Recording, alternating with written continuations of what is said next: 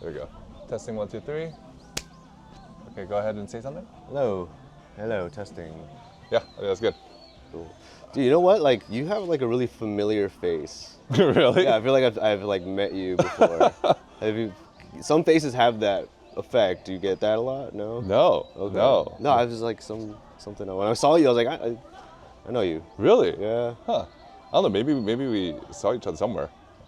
Yeah, maybe it's just energies. Yeah, past yeah. life type stuff. Well, thanks for agreeing to this. So to give a little background too, we did not meet for this. We were just having a conversation. And I'm like, I have my camera in my bag. Yeah. David, would you be willing to do a quick podcast? And you're like, cool. Why not? Yeah, I appreciate it. You know, thinking that I'm interesting enough for an interview. Oh, please. You're plenty interesting. I mean, so this is perfect because actually I don't know about you. Yeah. It's our first time meeting. Yes, sir. I mean, yeah, tell me about yourself. Like starting from like, I'm assuming your parents are Korean? Yes, I'm moved to the U.S. I was born here. Moved to the U.S. when I was like 3 or 4. Okay. Yeah, and then grew up there. I did go to school in Korea for 1 year in 6th grade. Wait, so where in the U.S. did you live? Atlanta. Atlanta? Yeah, Okay, Metro cool. Atlanta. And So you're there from like 3 till... university. Yeah, but Oh. I went to school here for a year in 6th grade. Was that because like your parents, was it for work or something? Yeah, my dad, I think, wanted to reconnect with family and thought it was time to move back, but when we did, it wasn't what we all expected, and just like, yeah, let's go back. And that was kind of the source of a lot of our family's pain. Actually, I think it was like the root of a lot of my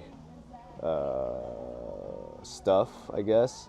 Because when we moved back, that's when like 9/11 happened. All these new immigration laws came into effect that my parents did not follow due process with all these new laws. So since then, all the way up until like college, we had immigration struggles. And so even though my parents were tax-paying entrepreneurs, eventually they got their businesses taken away and they were deported. I was eventually kidding. deported, but I was allowed to finish my education. And you know, I could have, I guess, stayed, but even though I graduated, like I went to Georgia Tech and I did everything, no criminal record, all this stuff, and I still wouldn't even be able to get a job at McDonald's. So I was kind of forced to move back. No kidding. Yeah. So you're a Korean citizen. Yeah. Got it. Yeah, and so, you know, when I was forced to move back after graduating, that was, When was that? Yeah. you know, 2000. 2012, 2012, okay. 2012, yeah. And, you know, I didn't go to school for education. I studied architecture, and then I graduated in business and entrepreneurship because I didn't know what I wanted to do. Yeah. And so just to kind of like kill time and try something new, and I always liked trying different stuff. I worked in all sorts of different industries growing up. I was like, I'll try teaching, you know. In Korea. In the, teaching in Korea, yeah. Yeah. So, So graduated, you came back, yeah. and then you're like, hey, what should I do? Yeah, I was just gonna burn some time and try to figure out a way back or something, and in the meantime, let's make a little cash. And so I tried teaching, and I fell in love with it, and I just kept teaching. What about it did you love, and was it like love at first sight, or was it something like? Because I feel like that's an example of either you can like love it from the beginning, or you hate it, and over time you see like something like you teach a student and they're really impacted or whatever, and you're like, okay, I think this is for me. There's a little bit of love and hate, I think. I loved it because I think the kids were just so much fun, and teaching for me was like a creative outlet. And I'm a bit of a romantic at heart, I think. So like the idea that like I'm making some sort of impact was kind of addicting, you know, as limited as that may have been and whatever. But working within that system was very limiting, you know, and so I think teaching for the past 12, 13 years, working within the confines of the system, it helped me kind of find my own ethos of like what am I doing as a teacher, which kind of led to where I'm at now. But yeah, I just luckily had the knack, and just I connect with kids. I think they're more genuine than adults a lot of times. What age are you? I've taught from elementary all the way to high school. But my main focus, I think, is elementary students. And middle school, I usually kind of help in a different sense. But I think that foundational age of like establishing really strong character traits, character habits, and making sure that, like you were talking about earlier, having that intrinsic motivation rather than just kind of doing things because you're told. Yeah. You kind of got to get at that real early. And I learned that just from my own lack of. Most of the things that I think and do now are from my own experiences or lack of success.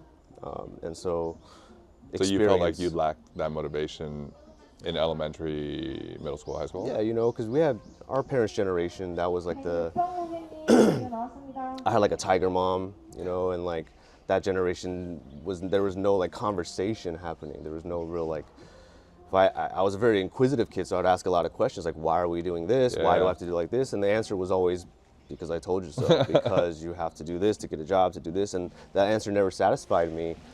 But because my parents were so strict, luckily, I guess I still pushed through that traditional system and, you know, went to a decent school and did all the check marks. But having gone through that, when I look back at it, I didn't learn much from that. I learned much more from life itself and things that really excited me, or teachers that really helped me connect with the material or feel something from it or understand the importance or value of it. And was there like a time, what's your earliest memory when you're like, you had this flash or spark of joy in learning?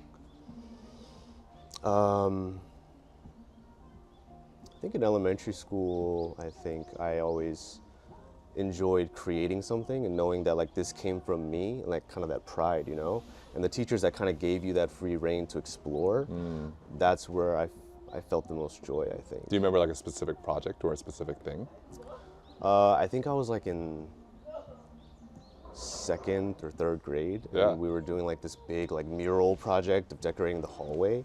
And it was so open-ended that I was like, really? I could just make whatever I want? And I just made like this giant like farmer guy that in my mind connected with the theme of the design, and I was really proud of it. And just the idea that like, oh, I can use my own imagination, and with my effort, things can become real. That was the first kind of like, oh, like I have power, you know.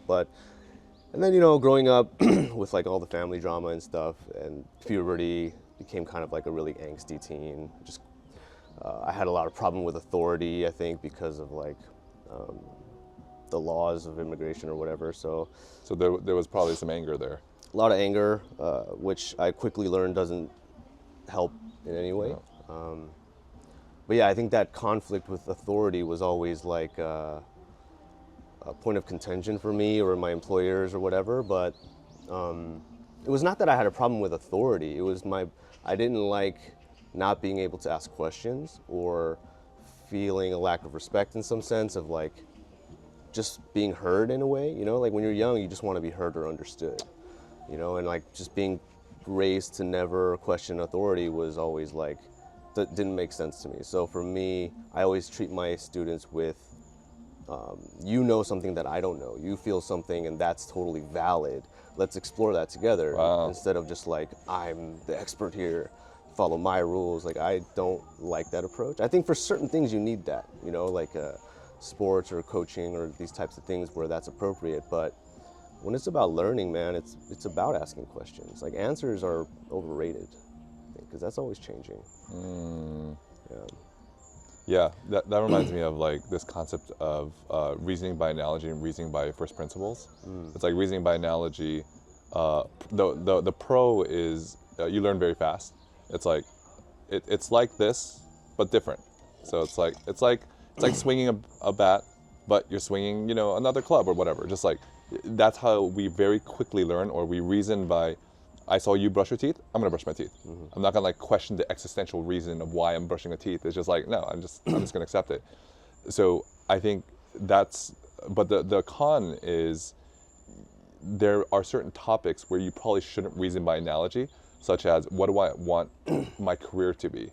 If you reason by analogy, you just do whatever everyone else does without really deeply thinking, does this resonate with, me, with my experiences, my passion, etc. And then there is reasoning by first principles, and then you just kind of ask a lot of why questions, like, what is the purpose of me doing this? What am I trying to accomplish? And if I accomplish that, why am I trying to get more money? Well, if I get more money, why am I trying to get? Do I think that that's going to lead to happiness? And so I think like that is the pro, that you really get to probe deep into your reasonings. The con is it takes a lot of energy and time. Yeah. And so, if you're in the middle of a gunfight, like, you probably don't want to question the existence of guns and stuff. Yeah. You probably just want to quickly move. But I think that the challenge is that certain societies tend to skew towards one or the other. I think Korea in general tends to skew towards reasoning by analogy, just like everyone else is doing it.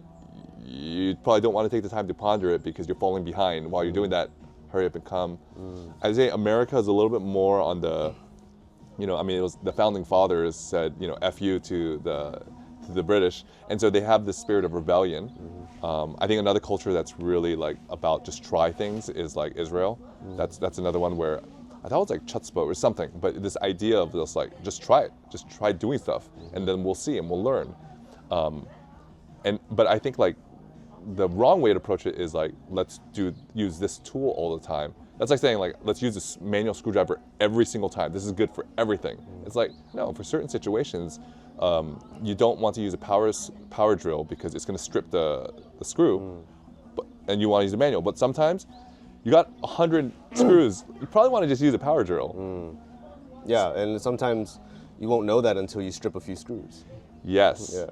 So this idea of experimentation and having a mindset to be able to learn from it.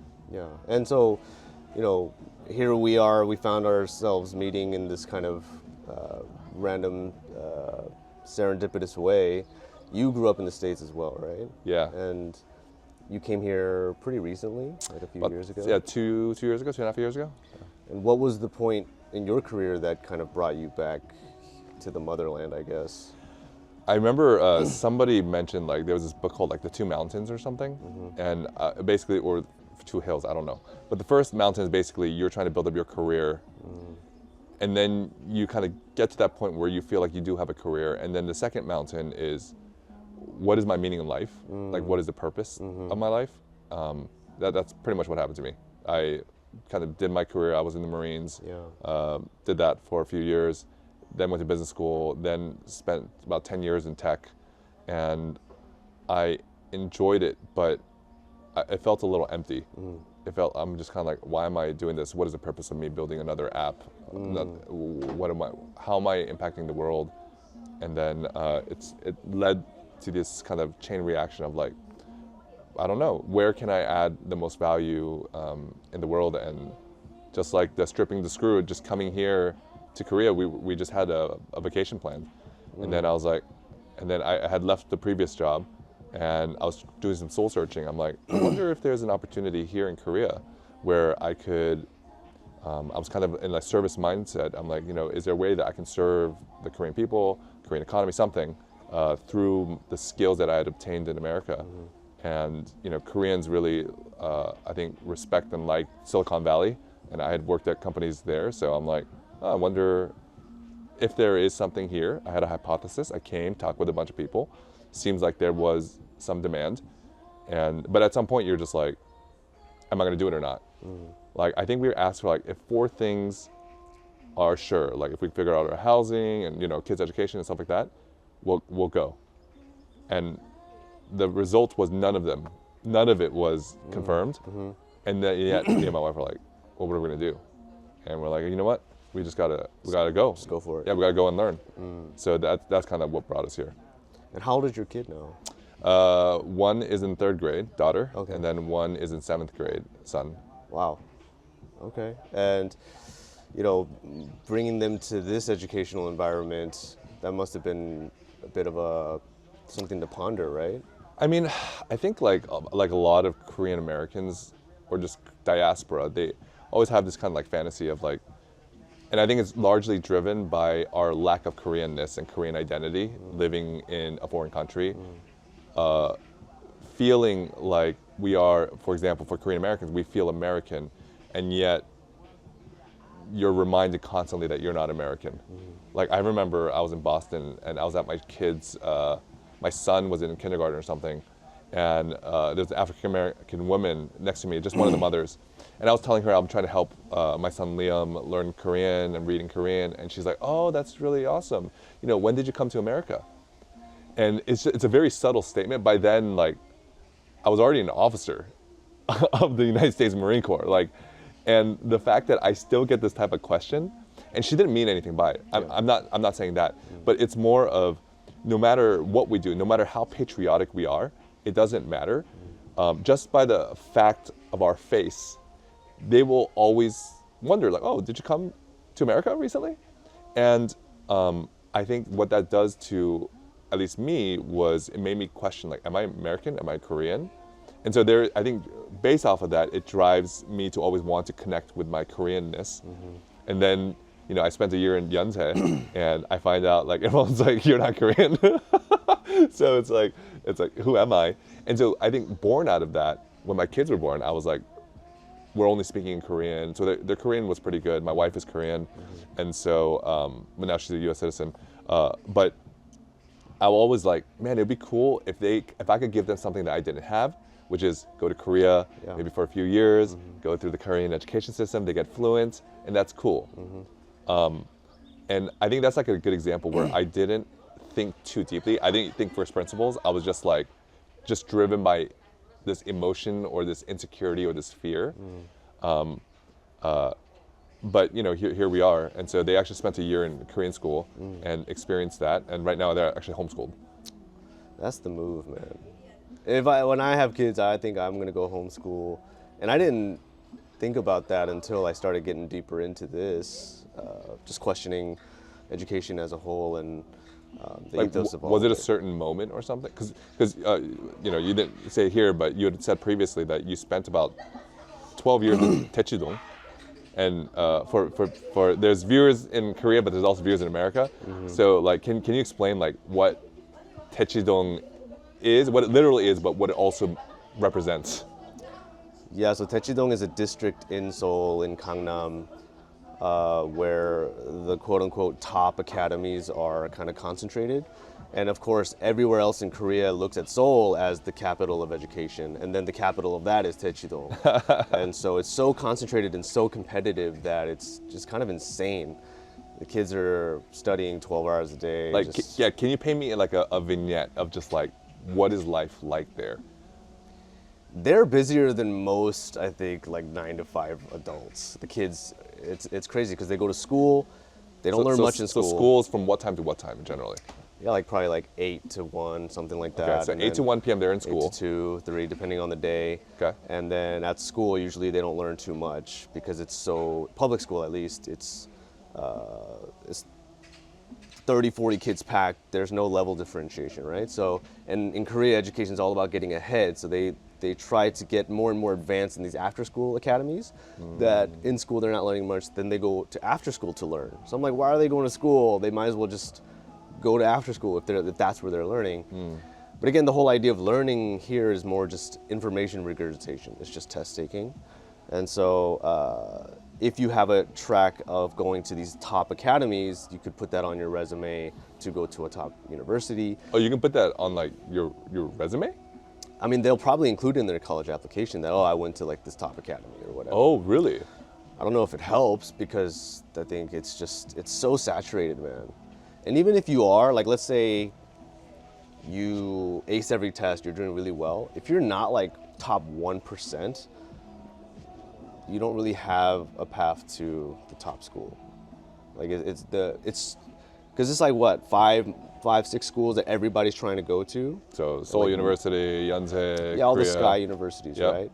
And they think that if they go there, they'll make it or whatever. And so that's kind of the Korean dream. It's just like education, prestigious education solves all problems. Like forget childhood, forget happiness, forget relationships, forget health, like whatever, all that we could do later, right? I can do it later. Yeah, and so by the time they're adults, they don't have all those other fundamental skills of managing relationships, managing emotions, who am I, what is all this really for, and even like creativity, even like my students who are like, they start, even art is super competitive. They get into these art schools, right? And there's like a right answer, like a right way to do art. And so they're all taught exactly how the same way how to do art. And then later when they're older, it's like, okay, now you can be creative. It's like, well, the well has been well dry, like it's been dry for such a long time. It's really hard to kind of set yourself apart. So to me, it's backwards in a lot of ways where they're like prioritizing the future so much that they neglect the plant right now. The sapling is kind of lacking in these other nutrients. And so that's where I see opportunity, and that's where I see a lot of pity. Like, What do you mean by that? I pity a lot of my students. Like in my first few years teaching, I didn't always like work for the best academies or whatever, and I just felt like they didn't want to be there. I didn't want to be here. I just felt like a prison guard. Like, what are we doing? You know, and you know, like you said, the first mountain, I didn't have the luxury of like, let me pursue what I believe or why am I here. It's really just like, let me just hustle, you know, and through that, just felt like they were not allowed to be kids, man. Why did that bother you so much? Because I remember childhood as some of the happiest years of my life. And if you don't fall in love with life at a young age, by the time you're older and you're making all this money, you lose all wonder and appreciation and awe for this existence. And Have you met people like that? yeah, so that is, I think, a pitiful thing that I feel sorry for, is like, I'll meet people who are like, you know, lawyers at these amazing firms, judges, like the highest doctors or whatever, and then they're just assholes, or they have no integrity, or they have no personality, or they're just not happy. I'm like, you know, so they focused on this one definition of value, Yeah. but value has dimensions, and I think because of Korea's history and our culture of like hustle, and you gotta win, because that's how it was, and we developed so fast. I think it makes sense why we are the way we are. But now it's time to kind of reevaluate, you know, take a step back. Like, we have everything we need. Who are we now? You know, and that question you were talking about, the second mountain, that is a luxury. A lot of people don't get to the point of being able to be like, why am I doing this? What's my passion? It's like, no, I gotta put food on the table, you know? Survival. Yeah, and so if that's covered, which, you know, South Korea is, we have so many wealthy people now that to them, that's all they've ever known, is just acquire, consume. What is it that we're really giving back? Who are we really serving? These are the types of questions that I like to explore, because at the end of the day, you just have like an identity crisis, an existential crisis. Like, why do I even exist? You know, everything will get boring at a certain point. At a certain point, like, it has to be bigger than you. Of course, there's priorities, but I think one of my favorite classes in college was in business school was a class called servant leadership. Oh. And that always like kind of reframed my understanding of capitalism and business, because business is such a powerful vehicle for making impact and change. Yeah. But a lot of people and a lot of it is just profit driven only. Like, profit is a huge part of business, but it shouldn't be the only thing that we're creating. You know, so like you said, like, what is it? Why am I doing all this? Yeah. What am I really giving back? Coming back here with a servant's attitude. That is something that will sustain us more than just like external things, I guess. Yeah. I mean, how many of these types of conversations do you have with people here in Korea? Honestly, I have more of these types of conversations with my students, you know. Really? Yeah. Because How old are your students? right now, mostly elementary, middle school. Wow. That's some deep conversations. Yeah, and you know, it doesn't, whether it goes deep or not, I think the key is just like asking questions and making them wonder. And the idea of value is something that I think is, you're never too young to ponder. Adults, it's tougher because, you know, you don't want to come across like you're trying to preach or like teach them something, you know, and it's just like, I think when I speak to people and it seems like they have it all figured out, I'm like, all right, man, you got it all figured out. But when I meet people like you who are inquisitive and like have this, always have this beginner mindset of, like, there's always more to learn, there's always more to figure out, I think those are the conversations where we can both grow from it. So yeah, I was happy to do this interview because I recognized you as that type of person, man. Yeah, I mean, I remember before coming here, my friend, she's a serial entrepreneur, she was like, Sam, when you go to Korea, like, do not go there with the idea that you're from America and you're gonna teach them. Like, go there and learn. Like, learn how they do things, ask a lot of questions. And I took that to heart. And like, first 2 years I was here, I asked a lot of questions, such as, why is the birth rate crisis, why is that happening here in Korea? Like, and so I would ask people, like colleagues or my clients, I'm just like, or just friends and family, I'm like, why do you think it's happening? Like, and over time I started asking, are you aware of it? And most of them are aware of it, but do they think it's a problem and does it concern them?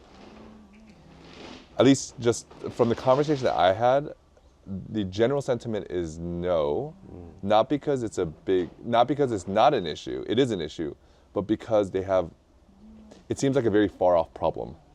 Like, they have more immediate problems, which is like, I don't have the type of career I want, I want to get a bigger house. Like, there's all these kind of other things that the feeling I get is they feel like they're still in a survivor mentality. Like, they're still trying to survive. They're still trying to tread water. And I think that if like the Koreans of 1950s saw us here, they're like, you got running water, you got everything. Like, man, this is amazing. And yet, I think if you ask the Koreans now, do you feel like you have everything? I feel like generally the answer is no. Like, there's so much that I don't have. It's complex, man. I mean, I think we could talk about just this for this entire thing. You know, there's so many avenues we could go down. But yeah, I mean, I think a lot of it stems from the educational culture, like corporate culture, political culture, family culture, the way that we carry ourselves.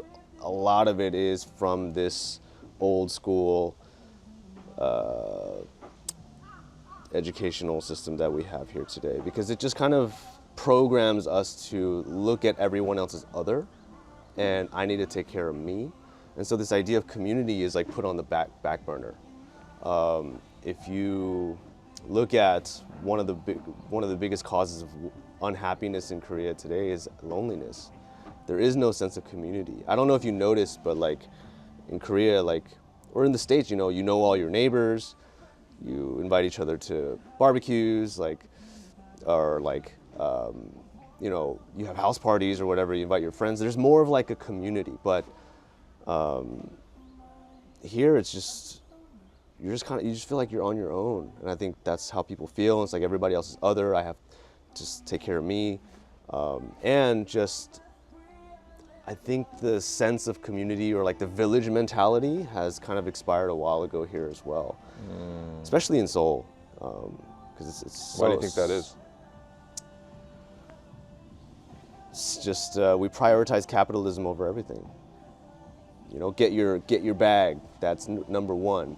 And once you have that, then we can like do all this other stuff. But again, like you said, everybody feels like their bag is not sufficient. What does the bag represent? Whatever goals they have, whatever personal aspirations and achievements, and a lot of that is measured financially. You know, I mean, Koreans will rent luxury cars or like buy cars they can barely afford just to look a certain way because they think the way that they're perceived is much more important than what's actually on the inside. And I'm not saying this about everyone, obviously, but it's the superficiality is not a secret. I think we all kind of know that appearance plays a big role here. Well, I guess the idea is it's an investment. That if I invest by renting a Mercedes-Benz or a Lamborghini or whatever, then people's in a society where you're saying they all look at each other, so then they're all looking at my car and they think that my status is higher, then they'll treat me higher, so I'll get higher opportunities. So I guess they could justify it by saying it'll give me opportunities that I could not get otherwise. Yeah, and I'm sure it translates on a real level as well, because that is the reality.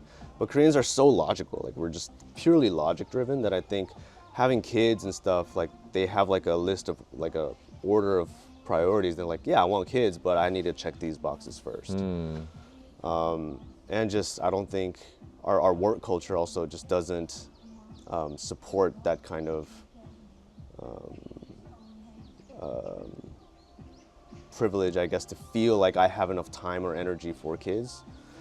Yeah, I mean, tell me about the work culture. How would you describe it? I think we're talking about like corporate work culture, right? Sure. And a lot of it, I think, stems from also like they follow a lot of the military style of things. It's very hierarchical. It's not necessarily a meritocracy.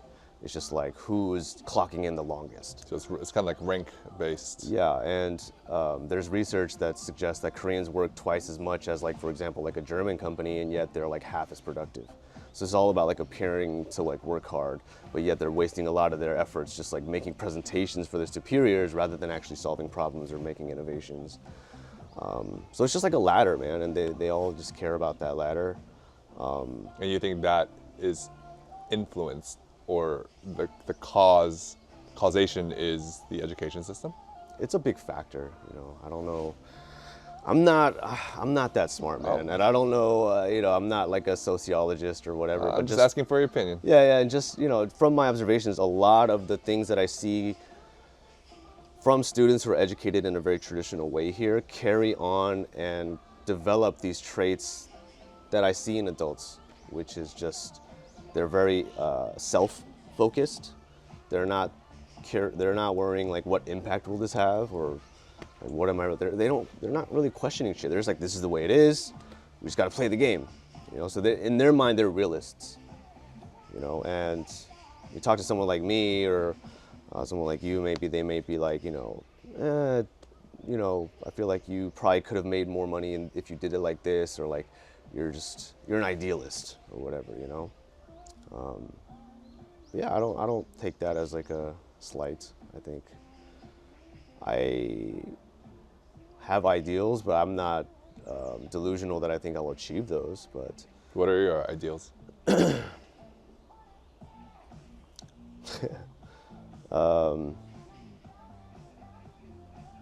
In what sense? There's so many different things. However you want to answer it.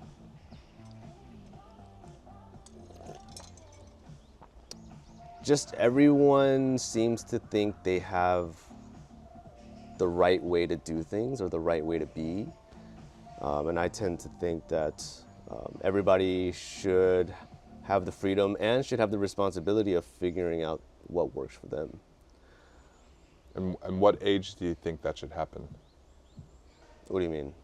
This ability to start figuring things out for themselves, like what is their purpose? You said earlier, kind of people here in Korea, they're like, don't think about that right now. Like, you got to earn that right. You got to get to the good colleges, get to the good, companies. Yeah. And then you can start thinking about that kind of stuff. Yeah. I think the younger the better, man. We should come to these conclusions of like, hey, it's important to take care of each other. It's important to do something of value through our own understanding and our own logical conclusions, especially through experience. But if you're just told, hey, be nice to each other, it's kind of superficial until you feel what it's like to not be nice to someone and you see the repercussions of that. So at a young age, if you give them the opportunity to try something and fail or feel the pain, or give them the opportunity to bounce back or not, like those are real lessons that they can draw from. But if you look at the way that kids are educated now, it's just everybody hears the teacher, follow the directions. They have no chance to really ask questions or have real discussions or try things. It's just like, no, like get these benchmarks, get these test scores. And that in itself has its own value too, you know, but Yeah, people say that discipline is important. It translates to every aspect of your life. absolutely. Hard work, discipline, resilience, these things come from doing things you don't want to do. Yep. So there's value in that. But if that's the only thing we're doing, we're neglecting other dimensions of our human potential, Such as? our creativity, our ability to innovate and start over, or admit we're wrong, or you know, things like that. But there's a book called Weapons of Mass Instruction. Weapons of Mass Instruction. mass instruction. Yeah. Written in the 80s or something, 80s or 90s, something like that. And this book kind of really details the history of our modern education system. And Korea, because we're so influenced by the US, from our history, we kind of just took what the US is doing and we just applied it to our kind of Confucian style. Reasoning by analogy. Copy it, paste. Yeah, we're the best copiers, dude. We're the best all time. I've heard that before too. Like whether it's trends or whatever, Yeah. Koreans are just really, Korea is really good at copying. It's a skill. Like why is it? Is it the whole like the aspect of society where you're always kind of seeing what other people are doing? So they develop that muscle or something? I think it also comes from like they don't really have the opportunity to exercise their own creativity from a young age. So just take what works. That's the logical thing, and let's just make it better or make it fit us. And you know, it works so far. So Yeah. why change that? Why take a risk? Like taking a risk is something that is it's just a liability out here. Would you say like, you know, K-wave, like K-pop, K-drama, would you say that is an example of originality, or would you say it's more of a copying and improving? I mean, you know, when boy bands were popping in the States, like Backstreet Boys, yeah, like Boys to Men. Destiny Child, all that stuff, like that was such a great hit in Korea that they just kept that formula, and we're like the only country that's still going with that boy band thing because it works. So like, why change it? Yeah, and I heard I was listening to this like YouTube video, and they said the timing was really good because I think in the U.S. and globally there weren't really a lot of strong boy bands at the time, like One Direction or I don't really know that group or those boy band groups, but at that time like Korean boy bands were like right there, and I think someone said like it was kind of like the Beatles, where the Beatles to Americans they understood them because it spoke in English, but they also had a level of like exoticness of being British, and so it really kind of worked really well. And they're saying that they saw that with like BTS and you know Korean boy bands, like they have this exotic feature, but somewhat familiar, I guess. Yeah. Yeah, I mean, it's just a winning formula. So like from a business standpoint, they're just gonna keep going with it, and so it's not my cup of tea. Yeah. But you know, I'm not gonna hate. Like they're doing their thing. People seem to like it. But yeah, like just to kind of like talk about the weapons of mass instruction Yeah. and how that Yeah, yeah. translates to everything else. Like that system of like everybody sit down and the teacher is up there and we all follow instructions. That came about in the 19th century in Prussia. Yes. Yeah, I've heard of this. during the you know the boom of the Industrial Revolution, they needed workers in factories. You know, so what's the most efficient way to train these people to follow directions and respect authority and be efficient? Is this way of learning, right? And so when that system of schooling came to the States, industrialists like Rockefeller and Carnegie and these people, like they really gravitated towards it because, oh, this is a way to train the new generation of workforce. And so they invested a ton into the Ministry of Education to like place this system and make public education in this way. So it makes sense why that exists. And then it made sense to why we adopted it because we were industrializing in the 1950s. And We needed factory workers. And we needed people to now get white-collar jobs, also get an education. We need doctors, we need teachers, we need lawyers. And so that served a purpose at that time. But it's just not serving us now. You know, like now we're entering an age where most of these manual skills are like ability to follow directions, like AI can do that. Yeah. So now what is it we're really learning? Why are we learning? Who are we going to be when we have these tools that take us out of that ability to be workers or employees? Like, I think the new thing we really need to do is dive into what makes us human and focus on direct experience and using AI as a tool to have a symbiotic relationship with, rather than just like, crap, like they're doing everything, we're doomed. It's like, no, like we will serve our own purpose with AI. And I know like that's like your specialty, and in your efforts right now, having just heard about it a little bit, you want to make like a population of people who are competent in AI and know how to use it, right? So what do you see, like, how does that affect education, or like the way that we should be learning? Yeah, I mean, I think, man, yeah, It's a lot. lot of thoughts here. Yeah. A lot of thoughts here. First thought that comes to mind, what you said earlier, like the education system becoming a reaction to the times. The times was Industrial Revolution was happening. Machines were taking over human jobs. So there was much more output, so more t-shirts, more whatever. That was becoming cheaper, and also more people were able to work, because before only skilled artisans could make t-shirts or goods, but now you can press a button. So yay, so more people can work now and make t-shirts. But in response to that, they're like, okay, we need more factory workers, so let's create a system that would help us with that. So I actually, in general, when I hear this kind of conversation, not just with you, but just like with others, it's kind of seen as like it's a negative thing. I think one positive thing from it is, I think they had the right insight maybe of saying like, the situation is we need more factory workers. How can we work backwards from that and create more factory workers? And it did help us. Like America grew to prosperity. That was good. I think the problem with that is that people took away from that, let's continue what they were doing, rather than they did not take away the let's assess our situation and see how we can respond to that. Because if they took that away, they would assess the current situation and see what AI can do, what automation can do, what robotics can do. It's essentially like what humans could do, they automate it. And that's what, machines originally were. Like you had to make something by hand, and suddenly a machine can make it. That changes things. It changes a lot of things. And now, like writing essays, writing lesson plans, writing contracts, the machines would help to a certain extent, in the sense that like Microsoft Word and Excel will line up the numbers, but it couldn't write the contract. But now it can. Now it can. I wouldn't say perfectly. It still needs it's still improving. And some people are like, oh, that's why humans will always be needed.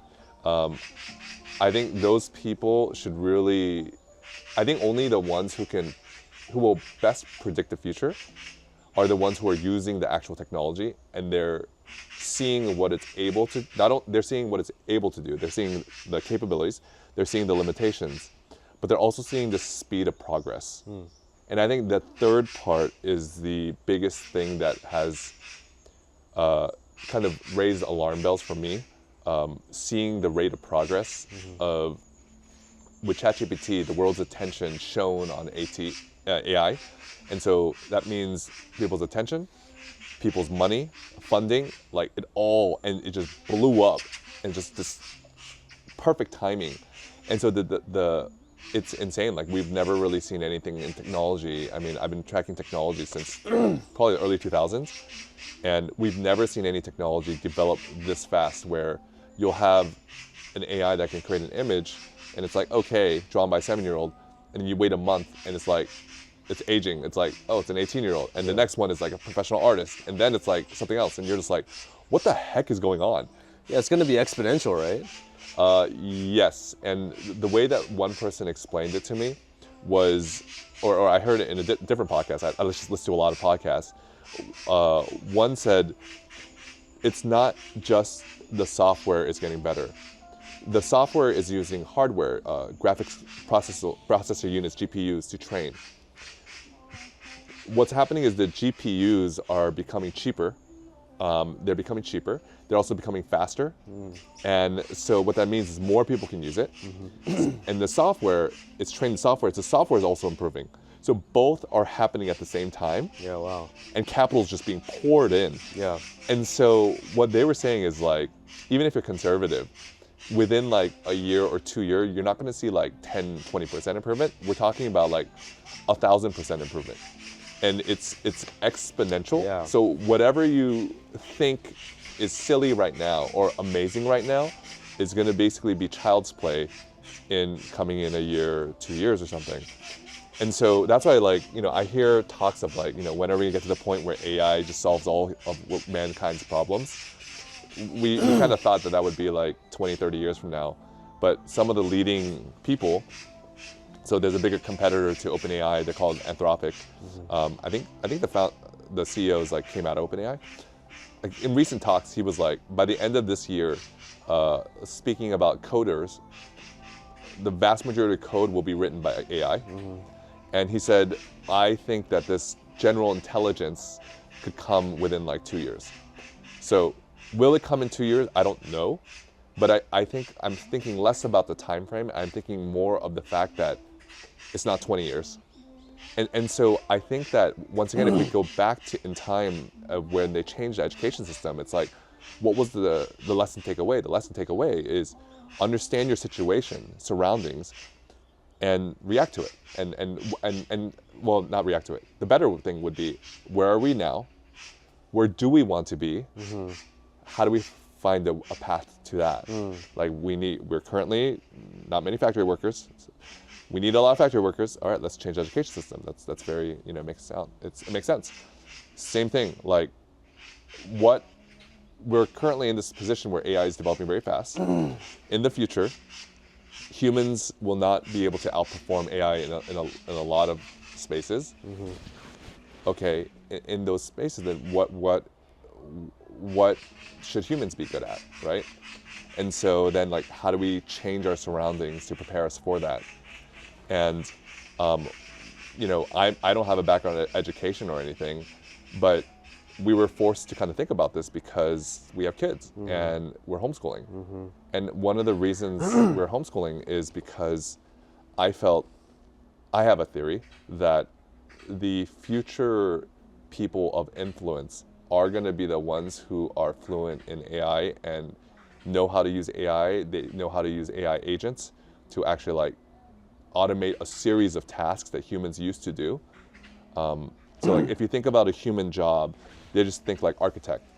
But if you thought from first principles, you can break it down to what are the tasks that an architect does, how frequently, which task, and then you kind of break it down, and then those break down to subtasks, etc.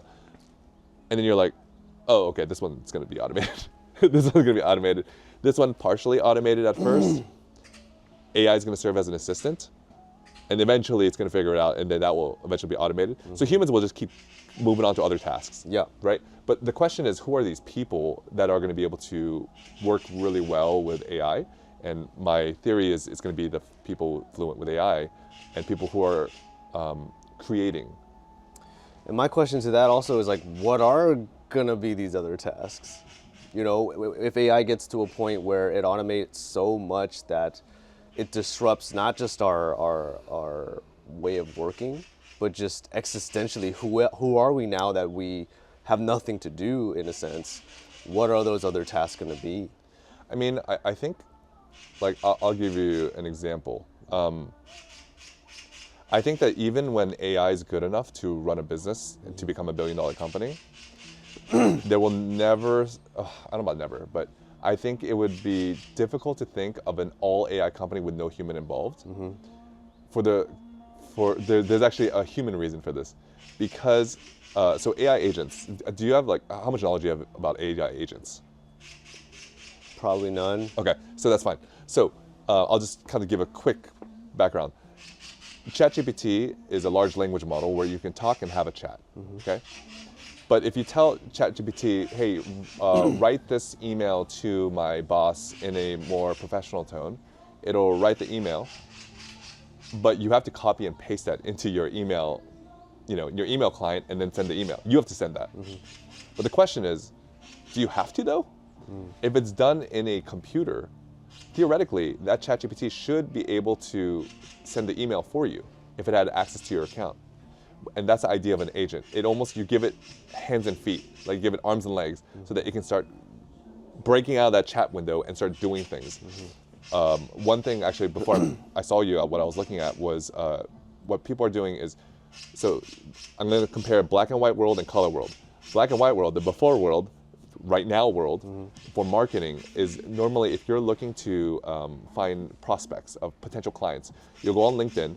You'll have search parameter. I'm looking for people in Miami who are software developers, who have 3 years of experience, who have recently changed jobs, and I'm going to search that in LinkedIn with the filters. I'm going to see the list. I'm going to look at their profiles and be like, oh, I think this person I could potentially sell my product to them. Then I request a connection, and I look at their profile. I'm like, is there anything that me and him or me and her can jive?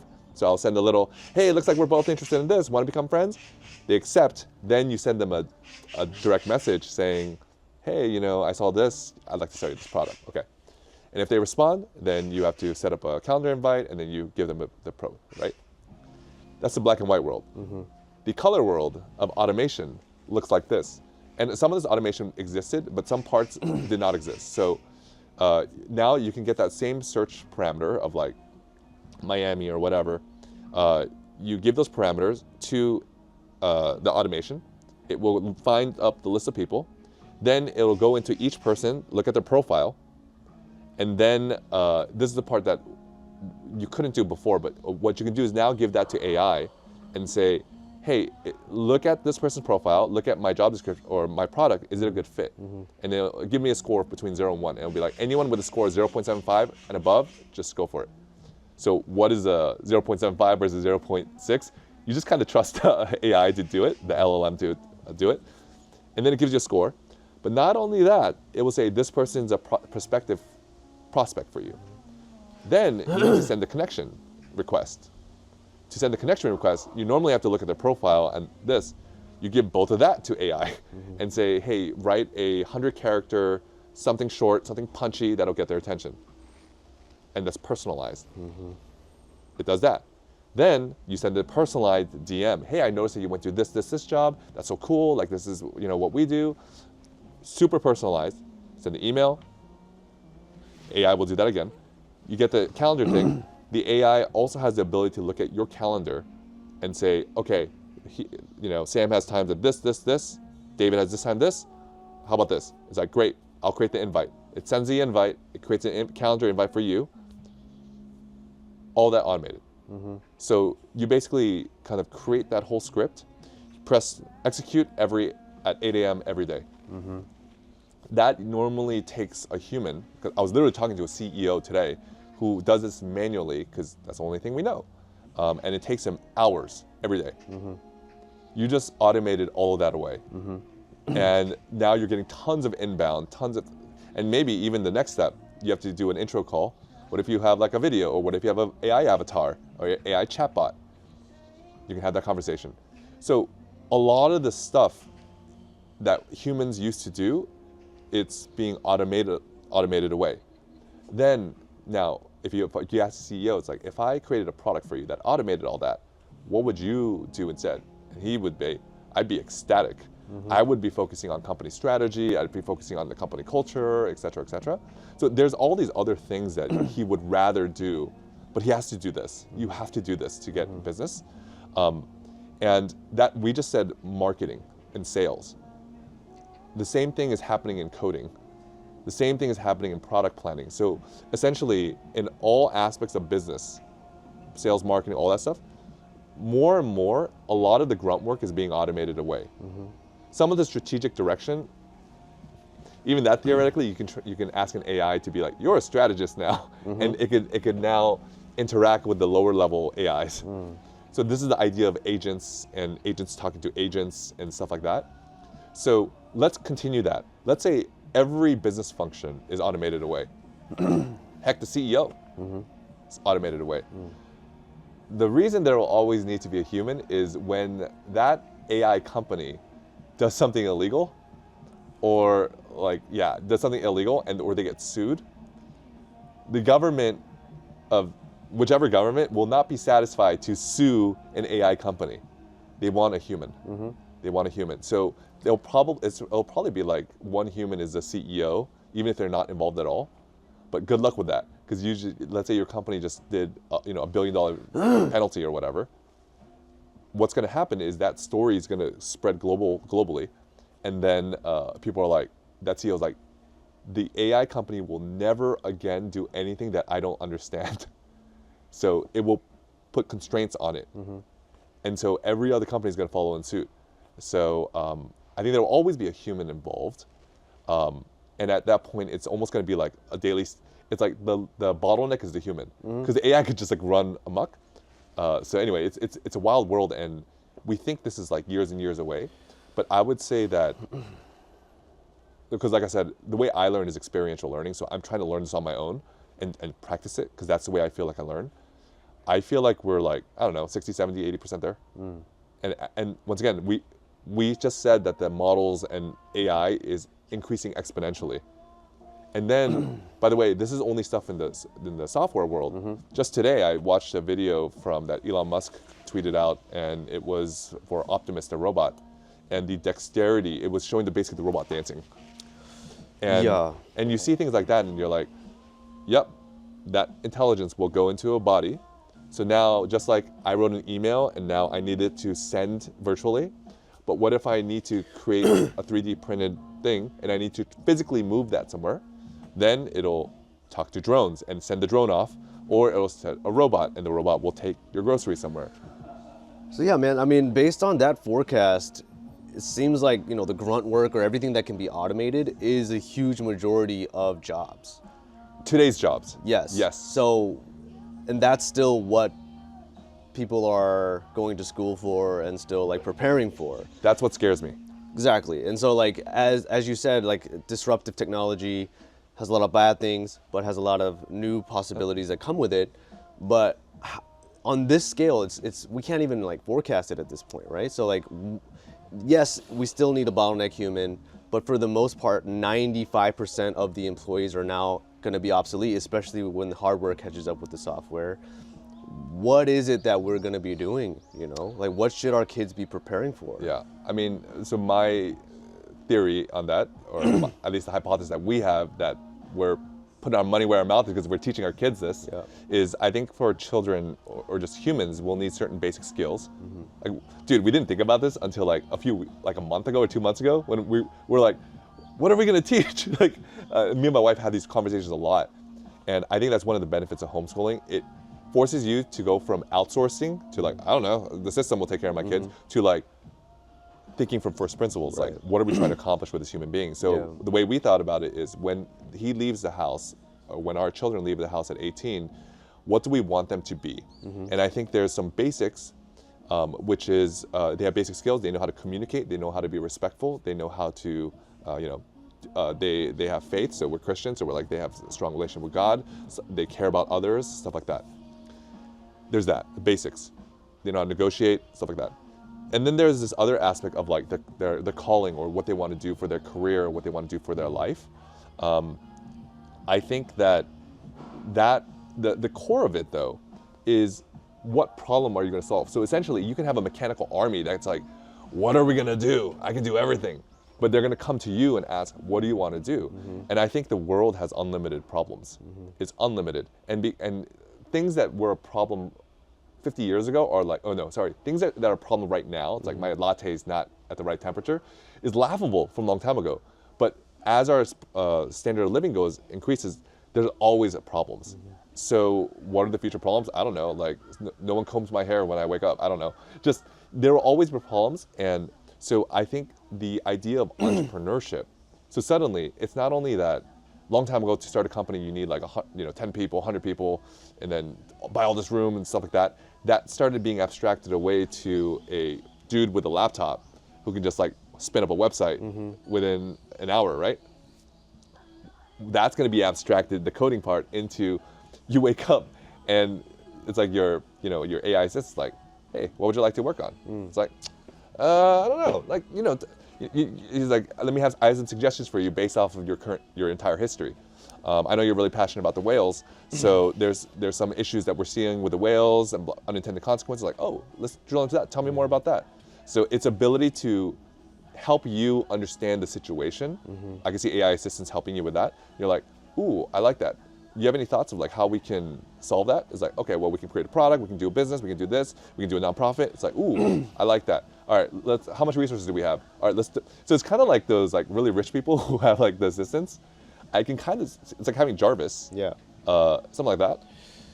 I like that approach because we can't predict every single detail and know exactly what we're going to do. And that's secondary because everything's changing constantly. What's more important is embodying the skills and the character that are able to adapt and represent something bigger or have the right values that are driving us. And just so that's where I feel like our intersection is where it's not that you need to know exactly what you're going to do.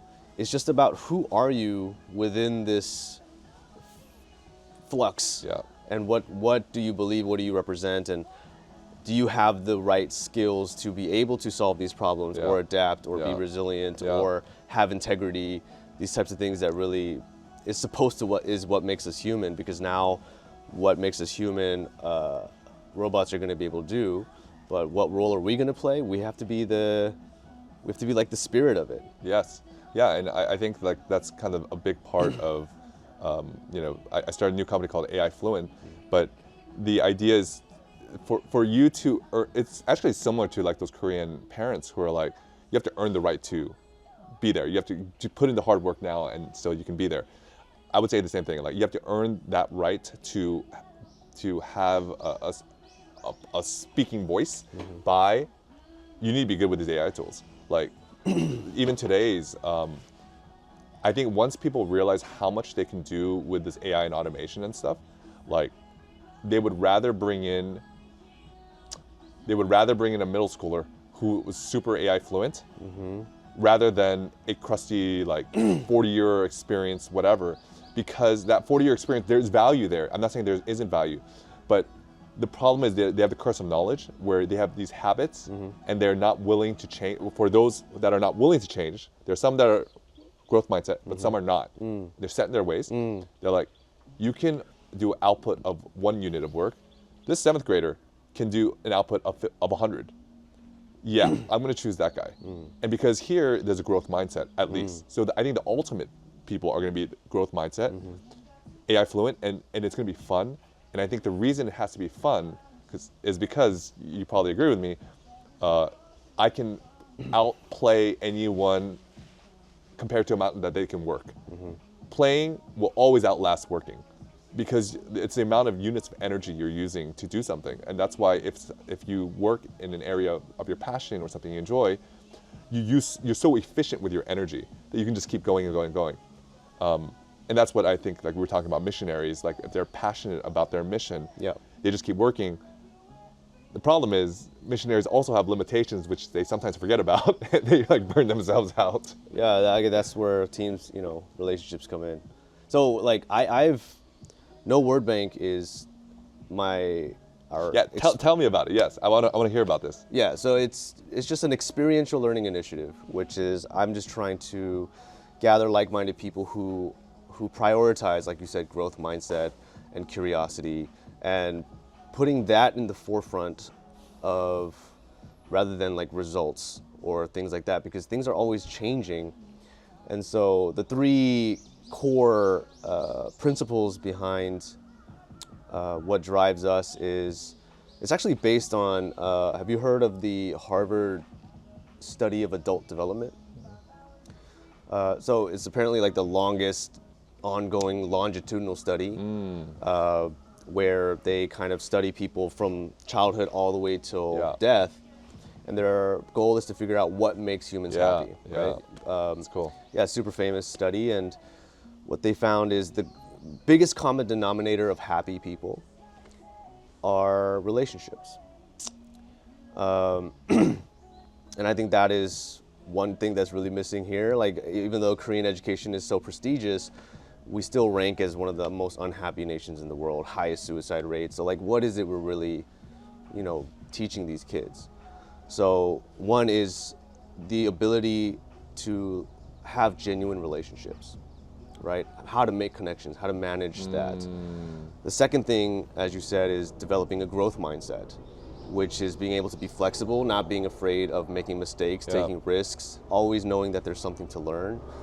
And the last thing is having some sort of purpose greater than just serving your own needs. Yeah. So if you take care of those three things, no matter what it is you're doing, you're going to figure it out. Yeah.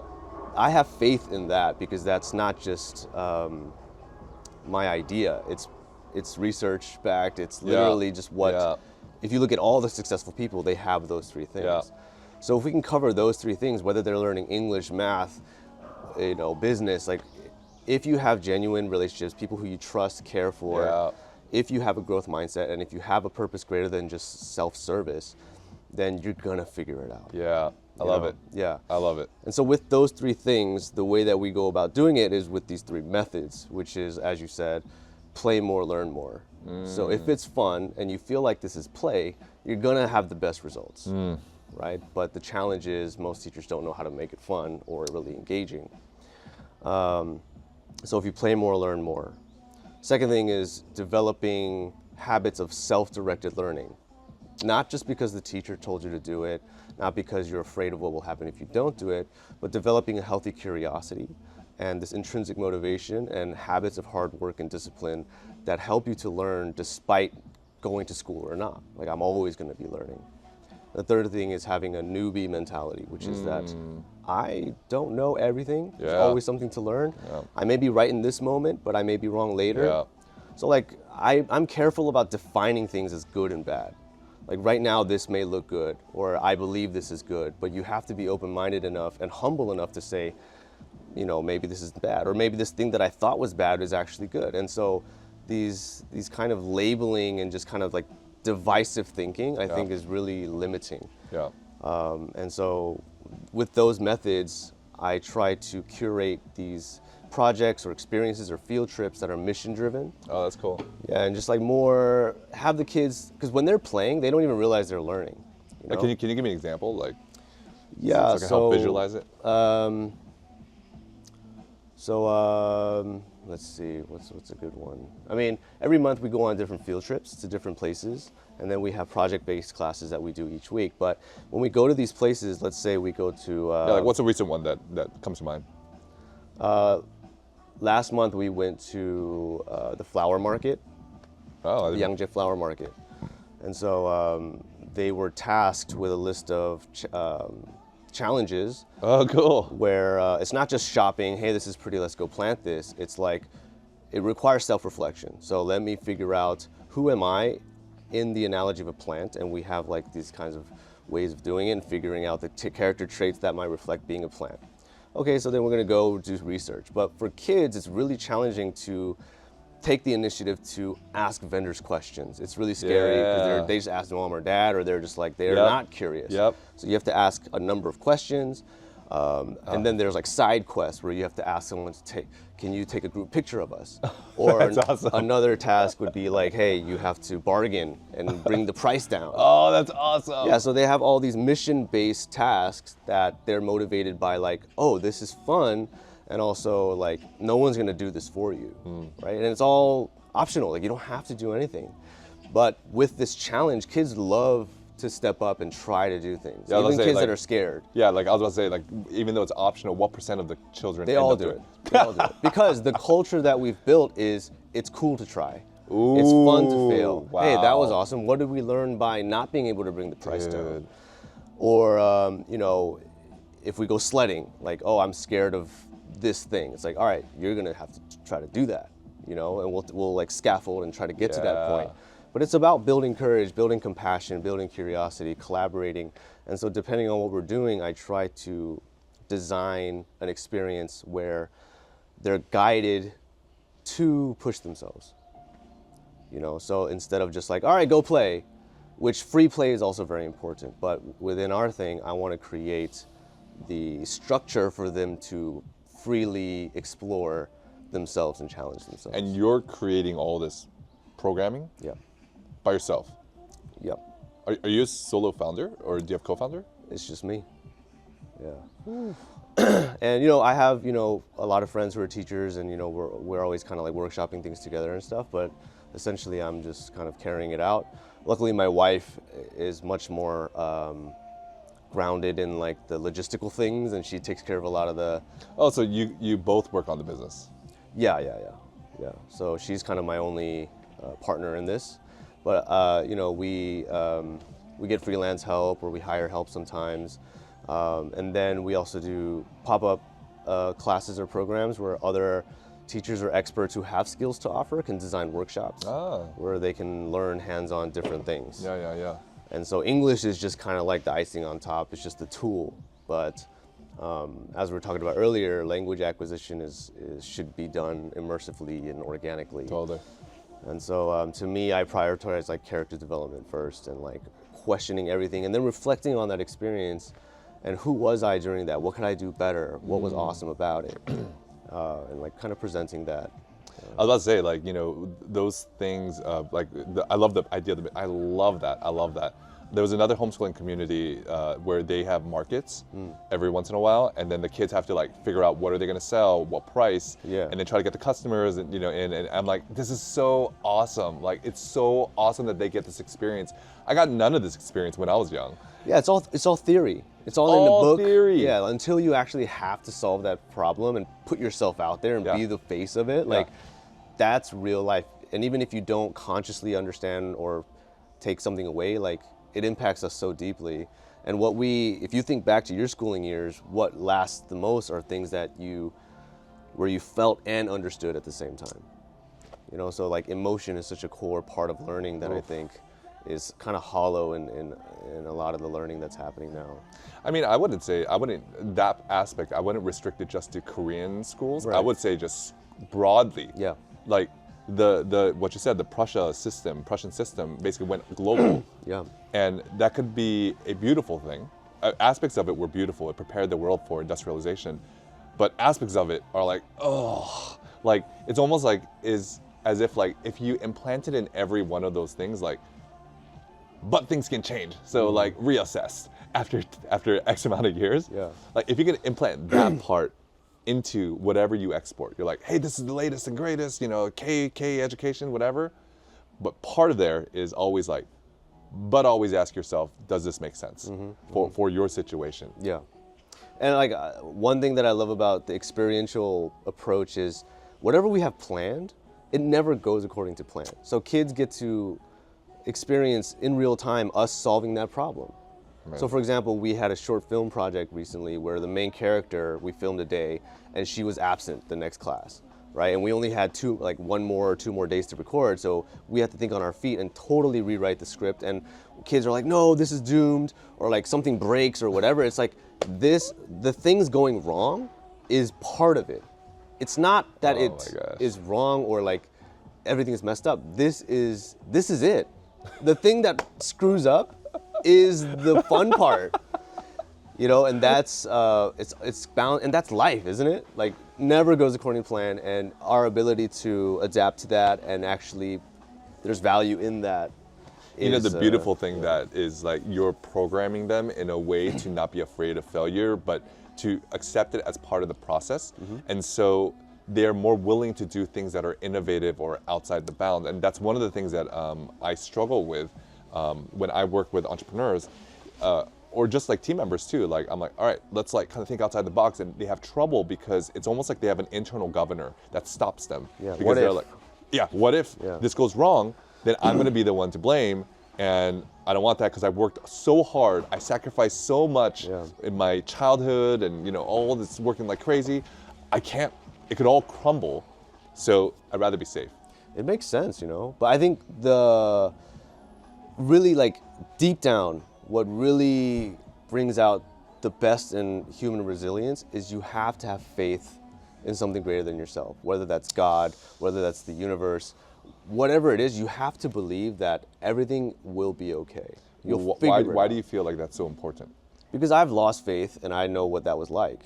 I was completely untethered, the most depressed, suicidal, just the darkest time in my life where I just wanted to let go of everything and just had nothing that really grounded or tethered me, or like I just became really nihilistic, and that's a scary place to be, man. Like when you question everything to the point of meaninglessness.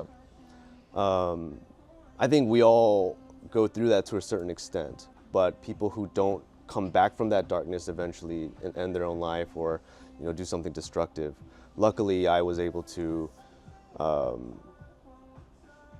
figure out and put it out of my hands. And it doesn't have to be in my hands. The idea of control is such an illusion that I think when you let that go and you really have faith in something greater, it's liberating, because you're just like, I'll be fine. I'll be fine. I kind of use this analogy, like here's a river and there's a stream, right? It's gonna go in a direction. You can't fight that. Of course you can go upriver, we have a paddle, we're gonna go in the direction, but there's no point of like complaining that it's going this way. It's going this way, that's the reality, it's happening. So on that boat, we're gonna do our best to go along, okay? And then here's a hole in our boat. You could either complain about it or like freak out about it or do something about that hole.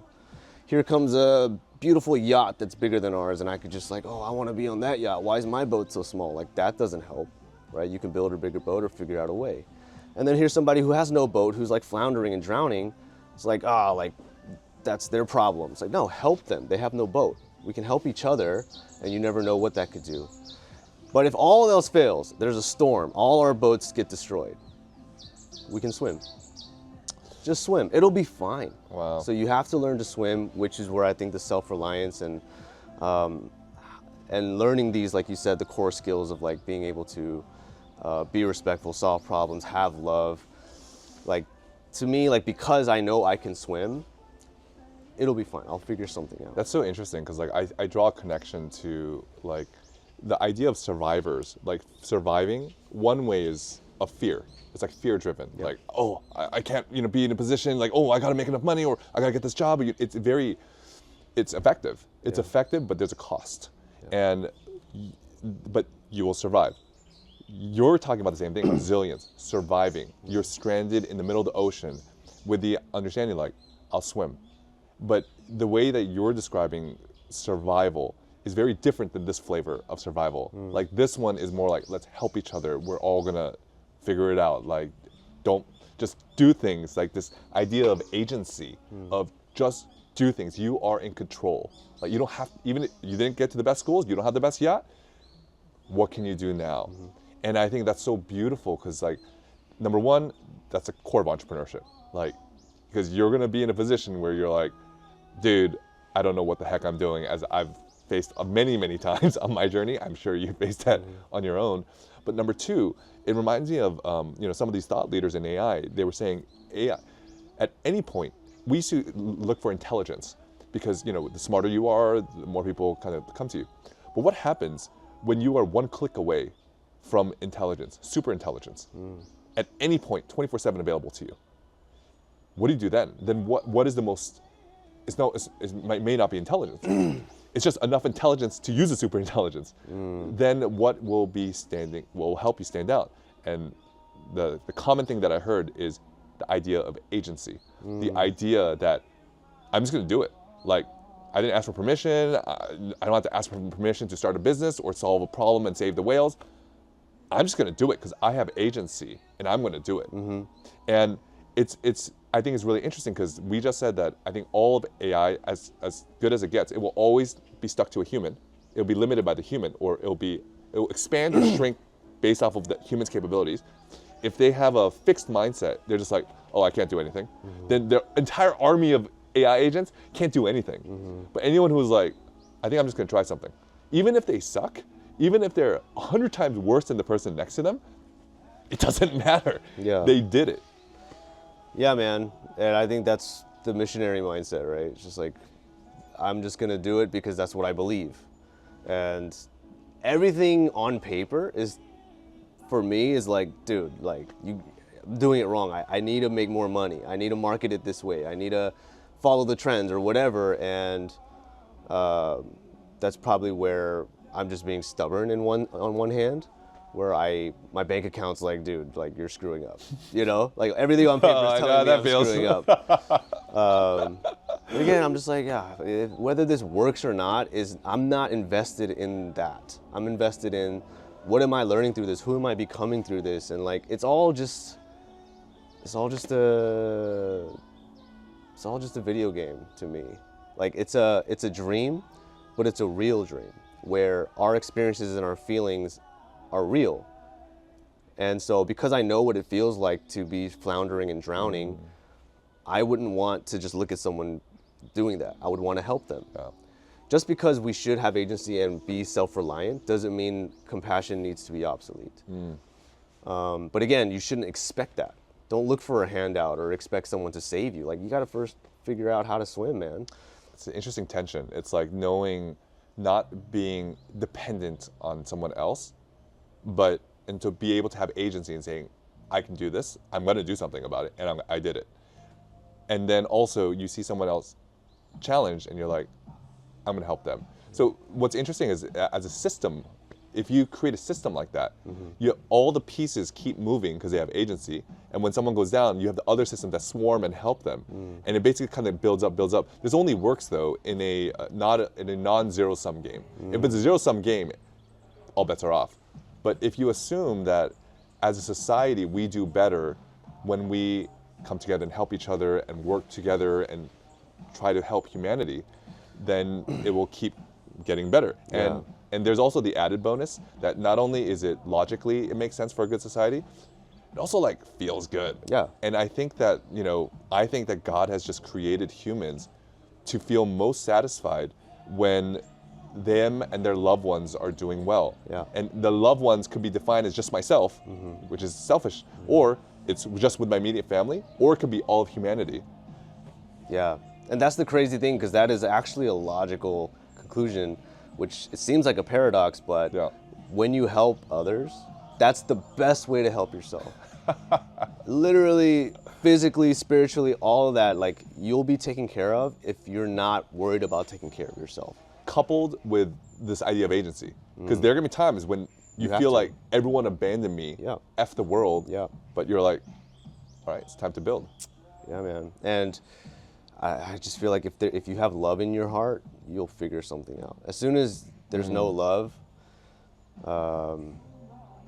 everything will go dark. Yeah, I mean, I think there's a lot of studies that show, this idea of like helping others and, blah, blah, blah, blah, blah. There's a book that, there's Give and Take or something. It's this idea of just like basic givers. If you give, everything gets better. Like the people who perform the best in companies, they're like givers, but they're strategic givers. They're not just like stupid and like just let people walk all over them. They're strategic givers, but they give. And so it's like, it's so obvious, but at the end of the day, no matter how much logic I tell you, there always is a component of faith. Yes. That you have to believe this. I don't care if all the evidence shows it, but I need to believe that. Yeah. And I think that's like a core piece of your beliefs. It's like, I believe that this is the this is the way I want to live, and this is the type of world I want to create. Yeah. And I think like, that kind of ties back to like, and I think we have this in common with AI Fluent. What I would like for it to be is a company that makes a lot of money, that is successful, but uses that to help others, and also teaches AI fluency in a way where we talk about values. I want to actually not only teach AI fluency, but I want to teach entrepreneurship, because I think it's going to come hand to hand in solving problems, but under the umbrella of how can we help humanity? Not only humanity, how can we make the world a better place? Whatever problem you're going to solve, you're going to have an army of AI agents. All I ask of you, and I want to create a culture like this, is we always use it through the filter of how is this going to make the world a better place? Yeah, and it doesn't even have to be like the world. Like the world could literally just be like your neighbor, Exactly. like your friend. Exactly. No act of kindness is small. Yes, Yeah. absolutely. I meant more in the sense of like, Yeah, right. I know what you mean. Because I said humanity, and then I realized, then they might say screw the environment. I'm like, no, that's Yeah. important too. And then I say the world, but with SpaceX, I mean, fine, expand it to the universe. I truly believe that intention trumps everything because we can't control results. You might have the best intentions, but you actually are causing more problems. But if you have the right intentions, I think that's the best we can do. Like, we're not going to be perfect. We're going to make mistakes. We're going to screw things up. Yeah. But I like what you said. It's like there has to be faith there. Otherwise, we're just a leaf in the wind because you're just following the data. You're just following the trends or whatever. Which is faith in itself. Yes. Yeah. And if whatever you do that you thought you believed, the results don't match that and you don't have faith, you're just going to crumble. Like, you can't just expect things to reflect or be what you expect. And it's gonna be not what we expect. And I don't know, man. It just seems like humanity is ready for sort of like an evolution. Yeah. Physically it's happening, but also I think our next evolution is a more conscious thing. It's a more spiritual thing. Where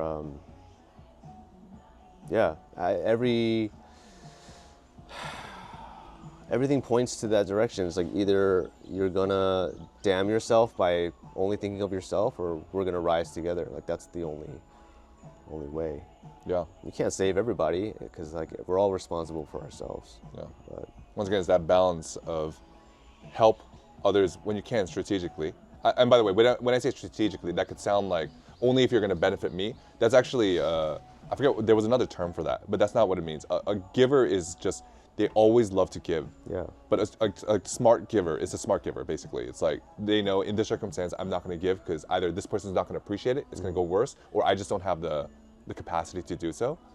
Whereas kind of not a smart giver, not a wise giver, will continue to give despite it probably not being a good idea to give. And so, but anyway, this idea of strategic giver, I mean, I think if you have that, and I think what's hard is like, a lot of this I feel like is abstract in what we're saying. Yeah. But I like what you said earlier, business is a very powerful force. Like, I was reading Elon Musk's biography, and he talked about how there were a lot of research papers written on solar panels and, you know, sustainable energy and all this stuff. But who had the most impact? It's a person who has the most resources. Who has the most resources? Money and power and political influence, and that comes with money. And so it's like, okay, a business is designed to get money, but they have to deliver a product or service to people that it's a win-win situation. Otherwise, they would go to another competitor, capitalism. So it's like, through business, we can draw people in, make it sustainable, because it's not a nonprofit. We can't just keep depending on other people's money. We make our own money, and then it grows and grows. And so I think the beautiful part of business is, he said, I can't convince everybody of climate change, but if I build an amazing car, I don't have to convince them. And I think the same way, it's like the way that we believe that the world is a better place if we have giver mentality and creativity and agency and all that. We can try to convince people till our faces are blue. But if we build an amazing, you know, English learning experience and AI learning experience, we don't have to. We'll infuse that with our values and ideals. Yeah, amen, man. It's going to be interesting because we all have to learn how to be entrepreneurs. And that's not just in the business sense. It's in the sense of solving problems or taking initiative. Yeah, problem solving. Yeah, that's what it is. We all solve problems. Yeah, so preparing children for that inevitable future, because there's not going to be companies hiring. You're going to need to figure something out.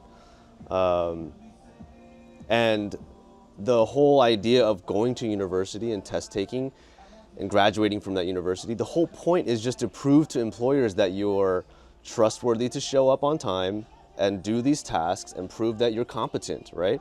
In order to build value for the company. Right. Yeah. And that's the only purpose of university and grades is is one way of proving yourself. Yeah. But I feel like, especially, there's so many case studies of successful homeschool products of homeschooling that become successful because it's not about what does this paper say. It's about when you go to this interview, you can convince someone of anything. Who do you know? How do you carry yourself? How do you solve problems?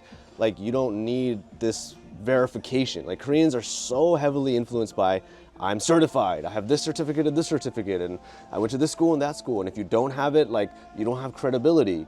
But then you meet people with these credits and you can't even have a conversation with them.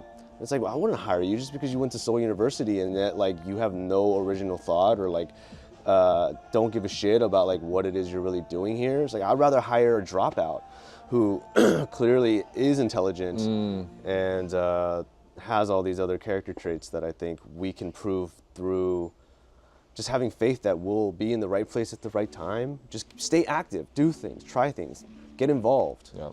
You know, and as long as you're active and you're involved, like you'll always have a door. You'll always have an avenue. Man, I think one of my dreams is, and I'm kind of playing this out with my son, but also I'm actually meeting someone. I started last week. I met, we have a 7th grader, my son, 8th grader, 9th grader. They're all homeschooled. They're all homeschooled. And they all want to make money. And so I'm like, cool. I'm going to use that motivation. I will teach you how to use, how to do marketing with AI.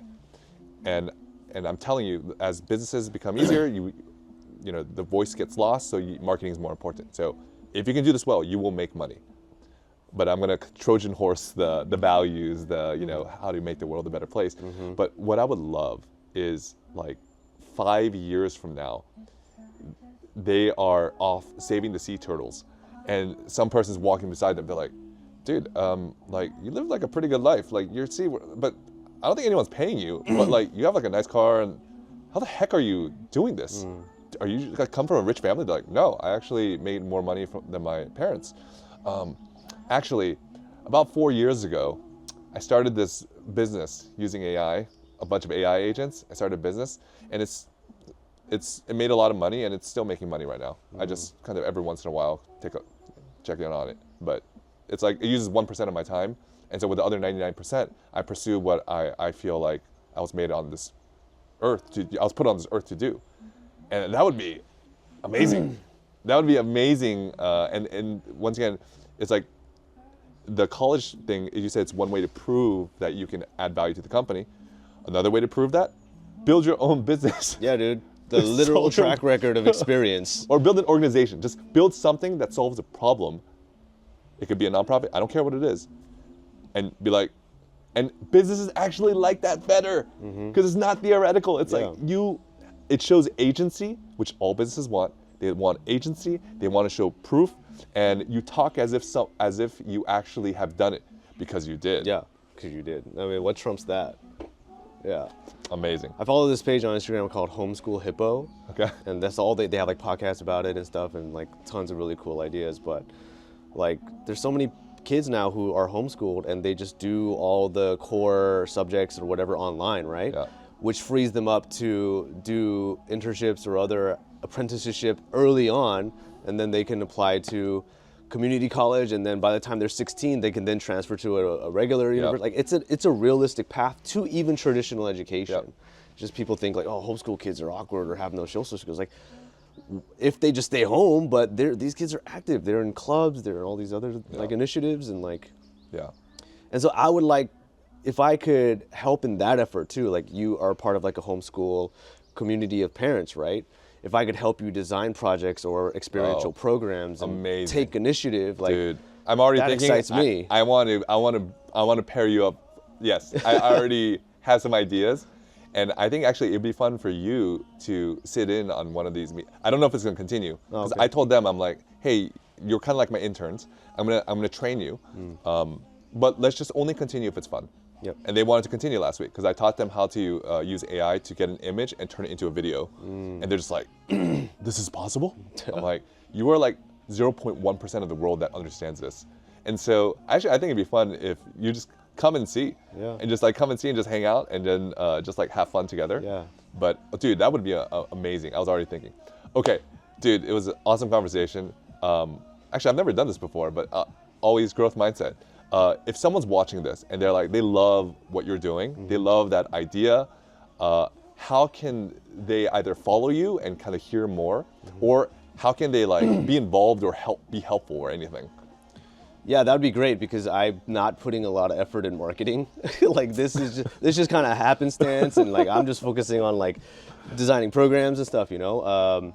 But if they look up NoWordBank on Instagram or just NoWordBank.com, they can kind of just see stuff we're doing.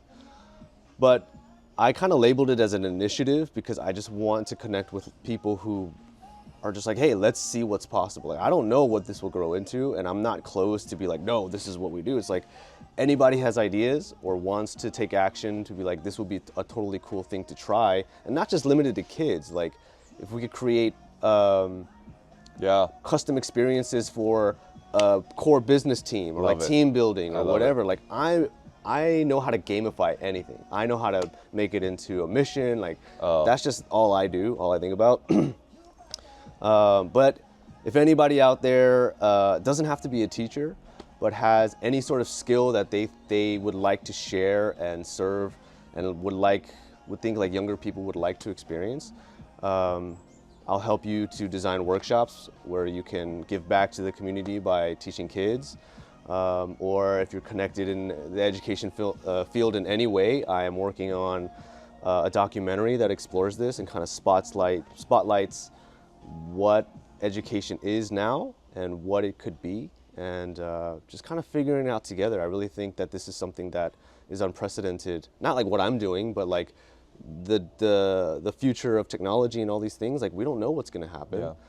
But like you said, we have the agency to direct it. We have the paddle. Like let's build something, you know. And so I don't know. I'm open to all things. Anybody who tends to agree or like has ideas, let's talk about it.